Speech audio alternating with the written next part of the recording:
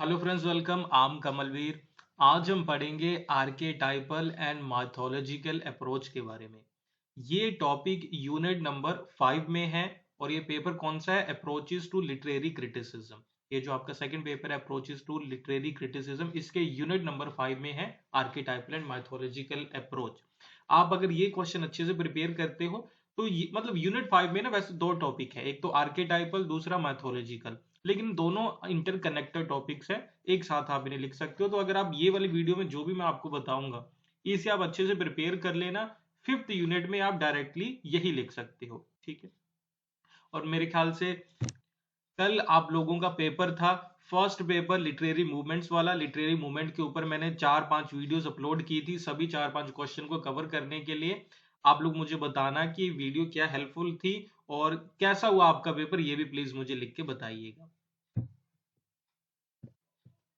Start करते हैं आर्केटाइपल literary criticism. तो सबसे पहली चीज ये कि ये आर्केटाइपल है क्या, आर्केटाइपल का मीनिंग क्या है। ओके। तो सबसे पहले ये देखो कि लिटरेरी क्रिटिसिज्म है ना, यानी कि ये एक लिटरेरी अप्रोच है। ये लिटरेरी अप्रोचेस वाला ही हमारा पेपर है। तो लिटरेरी अप्रोच, क्रिटिकल अप्रोच का मतलब ये होता है कि आपको लिटरेचर को स्टडी कैसे करना है, स्टडी कैसे करना है। देखो, जो सिगमंड फ्रॉइड की थ्योरी है साइकोलॉजिकल अप्रोच, वो जब लिटरेचर को स्टडी करती है तो साइको एनालिटिक स्टडी करती है, यानी कि साइकोलॉजी की स्टडी करती है। जो बायोग्राफिकल अप्रोच है वो ऑथर के बारे में स्टडी करती है, जब लिटरेचर को स्टडी करते हैं कि लिटरेचर है क्या, कैसे लिखा गया, ये सारी चीजों के बारे में। तो उसी तरीके से जो ये वाली अप्रोच है ना, ये आर्केटाइप्स को स्टडी करती है। ये देखती है कि लिटरेचर में आर्केटाइप्स को कहां कहां यूज किया गया, ये लिटरेचर में आर्केटाइप्स है क्या। अभी आर्केटाइप क्या है मैं आपको समझाता हूं। तो आर्केटाइप क्या है? आर्केटाइप वो सारे सिंबल्स हैं, पैटर्न्स हैं, थिंग्स और बिहेवियर हैं जो कि आप कह लो कि थाउजेंड ऑफ ईयर से कंटिन्यूसली यूज किए जा रहे हैं। मुझे पता है ये वाली बुकिश लैंग्वेज से आपको चीज समझ नहीं आई होगी। देखो, आप लोगों ने देखा है, बॉलीवुड मूवीज आप देखते होंगे। आपने देखा है ना, बॉलीवुड में जो मूवीज बनती हैं उनका एक पैटर्न है। पैटर्न क्या है कि पहले काफी सारी ट्रेजेडी होती है, जो हमारा हीरो होता है वो गरीब होता है, उसकी लाइफ में बड़ी बुरी बुरी चीजें होती हैं। बाद में फिर वो हार्ड वर्क करता है और फिर उसे आप कह लो एक हीरोइन भी मिलती है। फिर लास्ट में एक आप कह लो विलन आता है जो उसकी लाइफ को फिर से खराब कर देता है। पहले लाइफ खराब होती है, फिर आप कह लो कि वो मेहनत करके अपनी लाइफ अच्छी बनाता है, फिर विलन आकर के सारी उसकी लाइफ खराब कर देता है। लास्ट में फिर से वो विलन को हरा देता है और हैप्पी एंडिंग होती है। ये आपने देखा है ना कि ये प्रोसीजर, ये मेथड, ये पैटर्न फॉलो किया जाता है बॉलीवुड में। बॉलीवुड की आप कह लो 90% मूवीज इसी टाइप के ऊपर लिखी जाती है, इसी टाइप के ऊपर बनती है। ये क्या है? एक आर्केटाइप है। आर्केटाइप का मतलब क्या कि लिटरेचर में, लिटरेचर लिखते हुए आप क्या पैटर्न फॉलो करते हो, क्या मेथड यूज करते हो, तो ये एक आर्केटाइप है। ठीक है। आर्केटाइप का मतलब वो मेथड, वो प्रोसीजर जो आप कई सालों से एज इट इज फॉलो करते आए हो, एज इट इज फॉलो करते आए हो। अभी आर्केटाइप्स ये मैंने आपको बताया लिटरेचर में, मूवीज का बताया सिर्फ एग्जांपल है ना। जो ये आर्केटाइपल अप्रोच है, ये जितने भी आर्केटाइप्स हैं, चाहे वो लिटरेचर को लिखने के मेथड के रूप में यूज किए गए हों, जैसे मैंने आपको बताया कि ये एक मेथड है, थंब रूल भी इसे कहते हैं, कि सारे इसी मेथड को फॉलो करते हैं, ये एक आर्केटाइपल थिंग है। इसके अलावा हमारी लाइफ में भी तो कई सारे आर्केटाइपल हैं, आर्केटाइप्स हैं। जैसे आप कह लो कि हमारे रिलीजन से जुड़े हुए, रामायण महाभारत से, कि नहीं, जब भी हमें अगर किसी को ये बताना है कि कोई इंसान अच्छा है तो हम कहते हैं कि वो इंसान लॉर्ड राम, भगवान राम की तरह होना चाहिए, है ना। उनका एक कैरेक्टर हमने बनाया है भगवान राम का, फिर हम उसे कहते हैं कि ये बेस्ट कैरेक्टर, आइडियल कैरेक्टर है और सभी को ऐसा होना चाहिए। तो ये क्या है? एक तरीके का आर्केटाइप है जिसे हम एज इट इज फॉलो करते आए हैं। अभी इसे फिर से सुनो, अभी आपको ये समझ आ जाएगा। तो आर्किटाइप क्या है? आर्किटाइप की डेफिनेशन देखो। सिंबल्स, हमारी लाइफ में कई सिंबल हम फॉलो करते हैं। पैटर्न्स, थिंग्स और behaviour, types of which are continuously working, exist for thousand of years, यानी कि हजारों सालों से हमारे बिहेवियर में, हमारी लाइफस्टाइल में जो पैटर्न हम फॉलो करते आ रहे हैं उन्हें कहते हैं आर्किटाइप। अभी रिलीजियस आर्किटाइपल क्या है, धार्मिक आर्किटाइपल क्या है? आप लोग चाहे हिंदुइज्म की बात करो, चाहे इस्लाम की बात करो, चाहे आप करो क्रिश्चियनिटी की बात, सभी जगह आपको स्वर्ग और नरक का कंसेप्ट मिलेगा कि नहीं। हिंदुइज्म से जुड़े हो आप तो स्वर्ग नरक जानते होंगे। अगर आप इस्लाम से जुड़े हुए हो तो उसमें भी एक वर्ड होता है, देखो मैंने आपको बता दिया कि हिंदुइज्म में स्वर्ग नरक है ना, इस्लाम में जन्नत और जहन्नुम। समझ रहे हो ना कि मेथड सेम है, बात सेम है, वर्ड अलग अलग यूज कर रहे हैं। हिंदुइज्म में कहते हैं कि जन्नत बहुत, सॉरी, स्वर्ग बहुत अच्छी जगह होगी, हमारी लाइफ के बाद होगी, जो आफ्टर लाइफ। इस्लाम में कहते हैं, क्या कहते हैं कि जन्नत या जहन्नुम, जन्नत अच्छा होगा लाइफ के बाद और जहन्नुम बुरा होगा। समझ रहे हो ना कि सेम चीज, यानी कि जो चीजें एज इट इज हम फॉलो करते आते हैं हमारे, उसे आर्केटाइप कहते हैं। तो ये रिलीजियस आर्केटाइप है। एक तो मैंने ये आपको बता दिया। देखो मैं आपको ना जो भी बातें कह रहा हूं, आपको ना जो जो मैं आपको एग्जांपल्स बता रहा हूं, पेपर में आप ये भी लिख सकते हो। अगर पेपर में देखो जितनी बातें मैंने आपको ये बुकिश लैंग्वेज वाली जितनी बातें बताई वो आपको याद रहे, वो लिखना जरूर। अगर इनमें से कुछ वर्ड्स कुछ बातें आप भूल जाओ, मान लो ये डेफिनेशन ये चीजें भूल जाओ, तो आप ये एग्जाम्पल जरूर लिखते चले जाना, ठीक है। इसके भी आपको मार्क्स मिलेंगे अच्छे। एक और एग्जांपल रिलीजियस आर्किटाइपल का, कि क्रिश्चियनिटी में बात करते हैं डूम्स डे की, है ना। आप कह लो कि इस्लाम में बात करते हैं कि एक दिन कयामत आएगी जब सब कुछ खत्म हो जाएगा। हिंदुइज्म में बात करते हैं हम लोग कि एक दिन प्रलय आ जाएगा, कि सब कुछ खत्म हो जाएगा, है ना। इस तरीके की, यानी कि ये तीनों चीजें क्या है, वर्ड अलग अलग है, लेकिन ये तीनों चीजों का जिक्र सभी रिलीजन्स में है। यानी कि ये एक तरीके का आर्केटाइप है जो एज इट इज फॉलो हो रहा है। डेथ और रीबर्थ यानी कि पुनर्जन्म, पुनर्जन्म सभी धर्मों में लोग मानते हैं कि नहीं, ये भी एक आर्केटाइप है। चलो ये मैंने आपको एग्जांपल काफी दे दिए। बॉलीवुड वाला भी आपको एग्जांपल मैंने दिया कि उसमें क्या होता है, पहले हीरो होता है, फिर बैड गाय आता है, फिर से अच्छी चीजें होती हैं, मतलब वो आप समझ गए, मैंने आपको पहले बता दिया। Archetypal patterns also studies myths. Archetypal mythological दोनों अप्रोचेस को हम स्टडी कर जो आर्केटाइपल पैटर्न है उनमें से कुछ पैटर्न मिथ होते हैं कि नहीं, मिथ्स बन जाते हैं, ये मिथ होते हैं। जैसे आप कह लो रामायण महाभारत की चीजें, देखो ये रिलीजन से जुड़ी चीज है, फिर मैं आपको एग्जांपल के लिए बता रहा हूं। रामायण और महाभारत से जुड़ी चीजें हैं जो, या फिर इस्लाम की भी चीजों की आप बात कर लो, हम उन चीजों को रियलिटी मानते हैं कि नहीं। हम मानते हैं कि महाभारत हुआ था, रामायण हुआ था, लंका को जलाया गया था, हनुमान जी उड़ करके लंका में गए थे, रथ हवा में उड़ते थे, ये सारी चीजें हम मानते हैं ना। ये सारी चीजों को हम रियलिटी मानते हैं। लेकिन क्या ये सारी चीजें रियलिटी में आपने मैंने कभी देखी है? नहीं देखी है ना, लेकिन फिर भी हम इसे मानते हैं। समझ रहे हो ना, एक मिथ क्या होता है, मिथ वो रियलिटी है जिसे हम रियलिटी तो मानते हैं, लेकिन क्या वो रियलिटी में एग्जिस्ट करती है कि नहीं करती है, हमें उसके पीछे लॉजिक नहीं पता, या हमने उसे कभी एक्सपीरियंस नहीं किया, तो उसे मिथ कहा जाता है कि लोग उसे सच्चाई मानते हैं लेकिन वो सच्चाई शायद नहीं है। तो आर्केटाइपल अप्रोच में इस चीज की भी स्टडी होती है कि कौन से आर्केटाइप्स हैं जो हमारे नेचर और ये सारी चीजें, और कौन से मिथ हैं। मिथ भी आर्केटाइप का ही एक टाइप है, ठीक है, जिसे हम फॉलो करते हैं। Archetypal approach studies archetypal and myths. Archetypal approach क्या स्टडी करती है कि जो भी लिटरेचर है, बुक्स वगैरह लिखी गई, पोइट्री लिखी गई, उसमें क्या आर्केटाइपल और मिथ को यूज किया गया। समझ रहे हो ना। आर्केटाइपल अप्रोच क्या स्टडी करती है कि किसी बुक में, किसी आर्ट ऑफ वर्क में, किसी पेंटिंग में, पोइट्री में क्या क्या आर्केटाइप या मिथ यूज किए गए, myth and patterns of writing styles. और दूसरी चीज ये स्टडी करती है कि कौन कौन से मिथिकल मेथड, कौन कौन से आर्केटाइपल मेथड्स आप अपने राइटिंग स्टाइल में यूज करो। जैसे मैंने आपको मूवी वाला एग्जांपल दिया था कि पहले अच्छा होगा बुरा होगा, वो सारी चीजें। ओके, सो आगे बढ़ेंगे। अभी अभी बहुत सारी चीजें मुझे आपको आर्किटाइपल के बारे में बतानी है। तो बीच में एक छोटी सी चीज मैं आपको बता दूं, एक पर्सनल चीज, कि आप लोग कमेंट लिखते हो, आप लोग लाइक करते हो वीडियो को, बहुत ज्यादा मुझे अच्छा लगता है। मैं आपको बताऊं कि मेरे पढ़ाने का सारा मोटिवेशन ही ये होता है, जब आप लाइक करते हो, लिखते हो कि सर हमें समझ आ गया, नई चीजें पता चली, मुझे बहुत अच्छा लगता है। तो ये चीजें आप कंटिन्यूसली मुझे बताया करो कि क्या आपको अच्छा लगा, क्या बुरा लगा, यही आप कह लो मोटिवेशन का मेरा सोर्स होता है। तो ये हम सारी चीजें कवर करते रहेंगे। आगे बढ़ते हैं। An archetype also known as universal symbol. ये बात लिखने वाली है, इसे नोट्स में लिख लो। आर्केटाइप को क्या कहा जाता है, एक यूनिवर्सल सिंबल भी कहा जाता है। यूनिवर्सल सिंबल क्यों?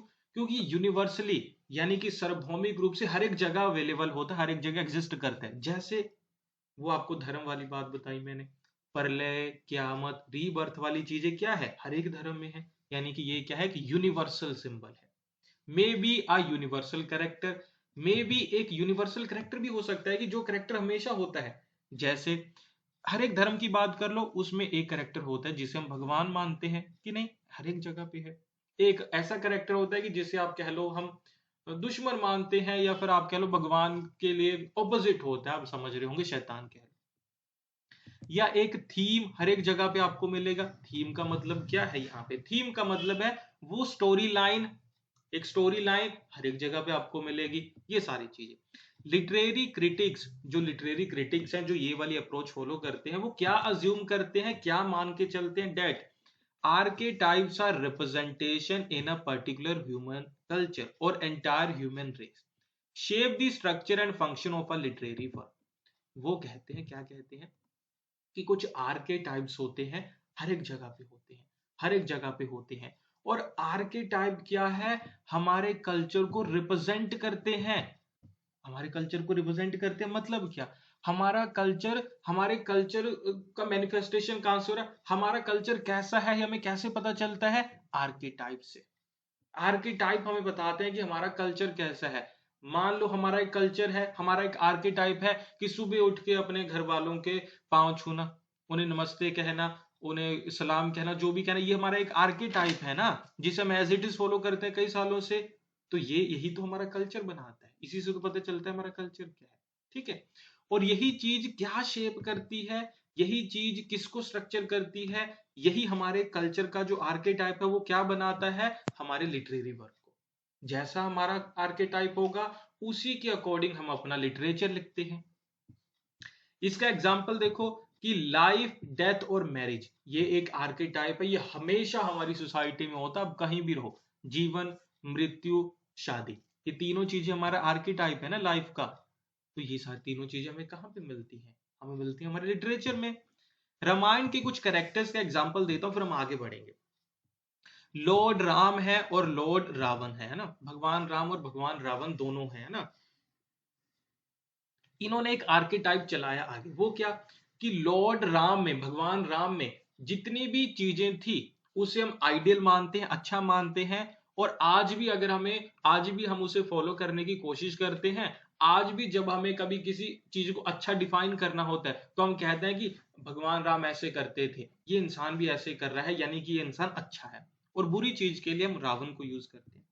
इसके अलावा कुछ और आर्केटाइप देख लो कि जब भी हम रात की बात करेंगे किसी लिटरेरी वर्क में, चाहे किसी पोइट्री में, चाहे किसी बुक में, चाहे किसी नॉवल में, चाहे किसी स्टोरी में, जब भी हम रात की बात करेंगे तो उसके साथ फियर और इनसिक्योरिटी जोड़ देंगे। सोच के देखो, कोई भी मूवी, कोई भी कहानी, जब भी वहां पे रात की बात होती है तो यार ये चीज निकल कर आती है कि रात को ट्रेजिडी हो गई, रात को उसे डर लगा, रात को उसके घर में चोर आ गए, रात को उसके घर में भूत आ गया। तो रात किससे जुड़ी है, इनसिक्योरिटी और फियर से। ये एक आर्केटाइप है कि रात को हमेशा हम डर और इनसिक्योरिटी से जोड़ते हैं बुक्स में।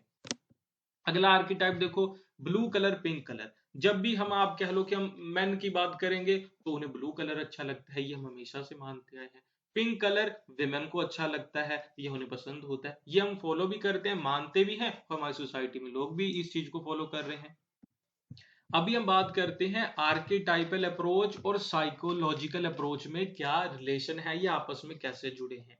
तो पहले आप ये लिख लेना, देखो नोट्स में ये चीज लिखते चले जाना। आर्केटाइपल अप्रोच स्टडीज, पेपर में भी ऐसे ही लिखना है, नोट्स में भी ऐसे लिखना है, और इसके नीचे आपको लिखना है कि जो साइकोलॉजिकल अप्रोच है, साइकोलॉजिकल अप्रोच, सिगमंड फ्राइड वाली अप्रोच, उसमें क्या स्टडी किया जाता है, psyche of a particular person, किसी एक इंसान की साइकी क्या है, साइकोलॉजी क्या है।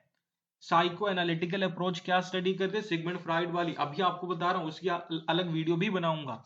तो सिगमंड फ्राइड साइको एनालिस्टिक अप्रोच से जुड़े, वो कहते हैं कि जब हमें लिटरेचर को स्टडी करना है तो हमें क्या स्टडी करना है, जो ऑथर है उसकी साइकोलॉजी क्या थी लिखने के पीछे, जो बुक के अंदर कैरेक्टर है उन कैरेक्टर्स की साइकोलॉजी क्या है, उस चीज को हमें स्टडी करना है। इसी तरीके से जो आर्किटाइपल अप्रोच है ये क्या स्टडी करती है, माइंड और साइकी, ये भी दोनों चीजों को ही स्टडी करते हैं, माइंड और साइकोलॉजी को, लेकिन किसी एक इंसान की नहीं, ग्रुप और कम्युनिटी।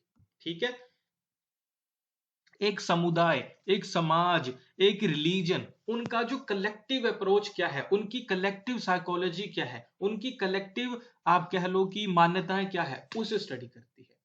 दोबारा समझाता हूं, साइकोलॉजिकल अप्रोच साइकोलॉजी की स्टडी करती है एक इंसान की, आर्केटाइपल अप्रोच स्टडी करती है पूरे समाज की, ग्रुप की, कम्युनिटी की साइकोलॉजी क्या है, क्योंकि साइकोलॉजी से तो पता चलता है कि क्या क्या आर्केटाइप्स आप फॉलो कर रहे हो।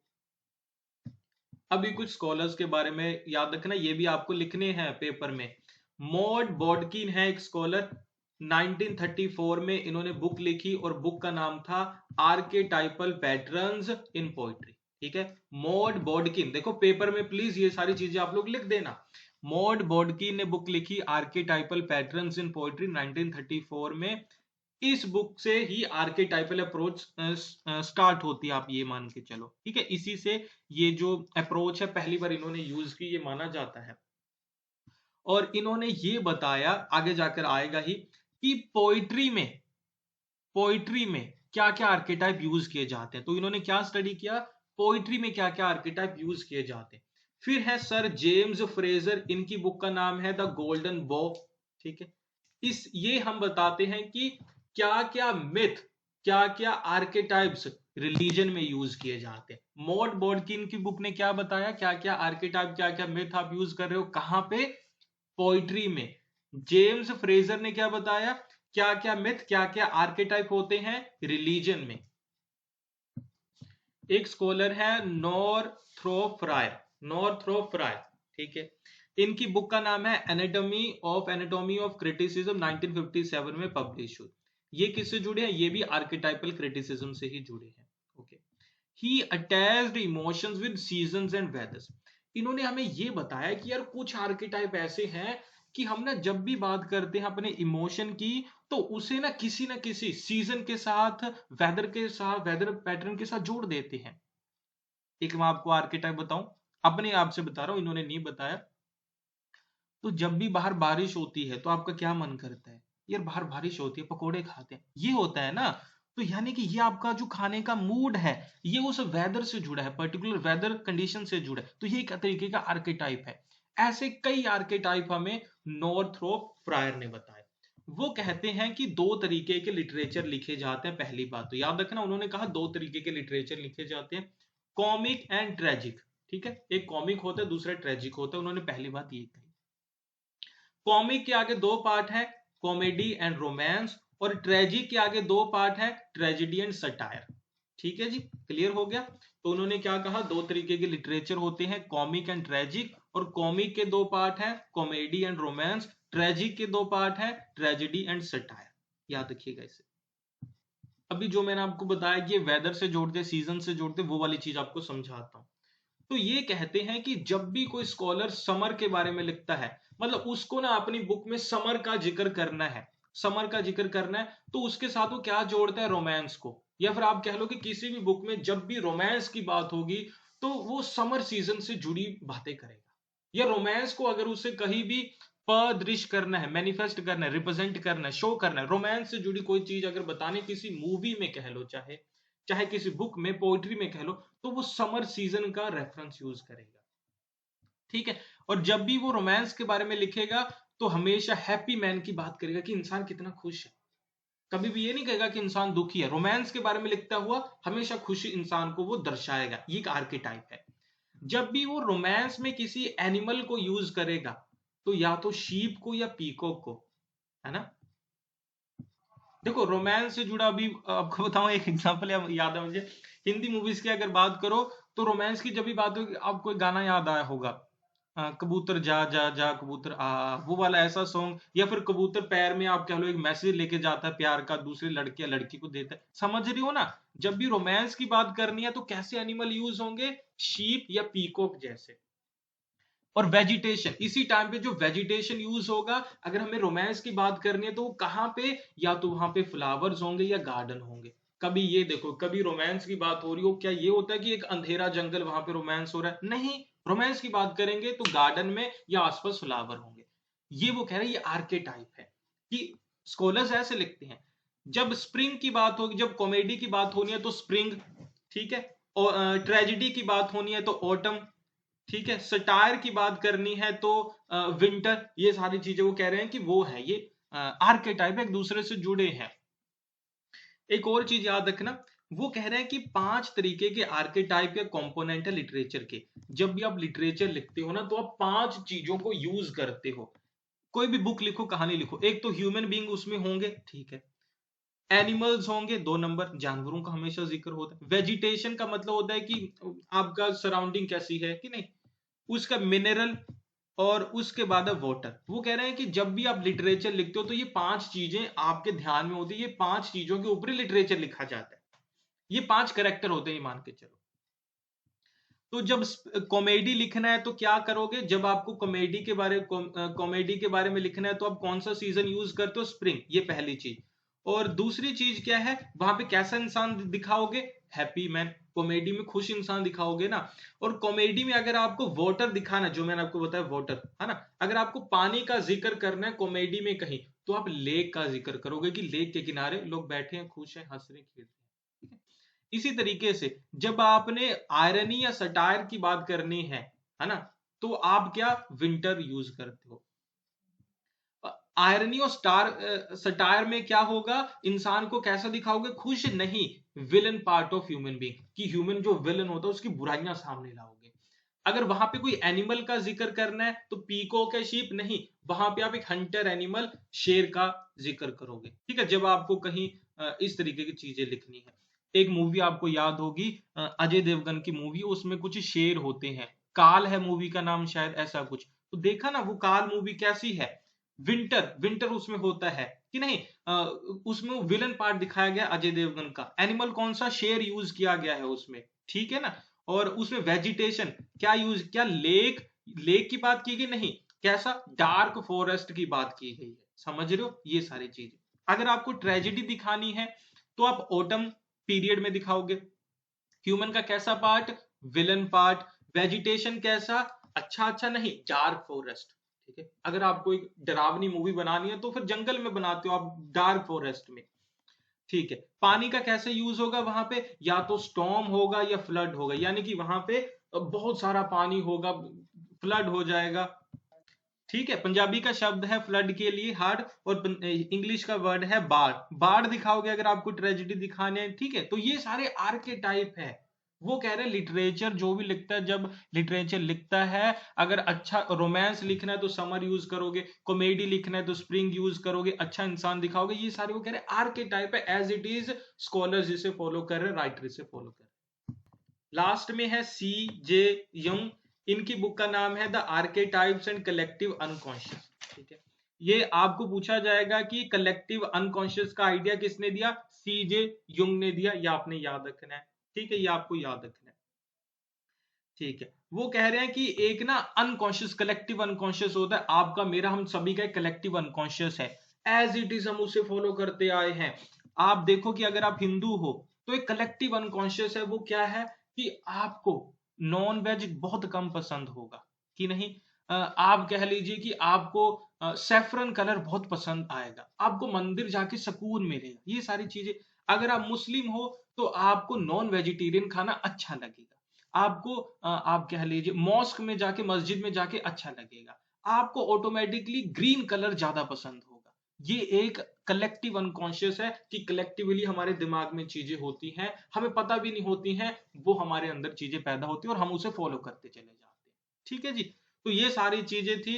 वीडियो अच्छी लगी हो तो जरूर लाइक करना, कमेंट जरूर लिखना कि कौन सा पार्ट आपको अच्छा लगा और नेक्स्ट में कौन सी वीडियो बनाऊं, ठीक है जी। और हमारा टेलीग्राम चैनल ज्वाइन कर लेना, ये नंबर गिवन है स्क्रीन के ऊपर 7986836931। अपना ध्यान रखना और कल अच्छे से सभी बच्चे पेपर लिखना, जो भी चीजें मैंने बताई वो सारी चीजें लिख देना। अगर कंसेप्ट याद रहे तो बहुत अच्छी बात है, नहीं याद रहे तो सारे एग्जाम्पल जरूर लिख देना।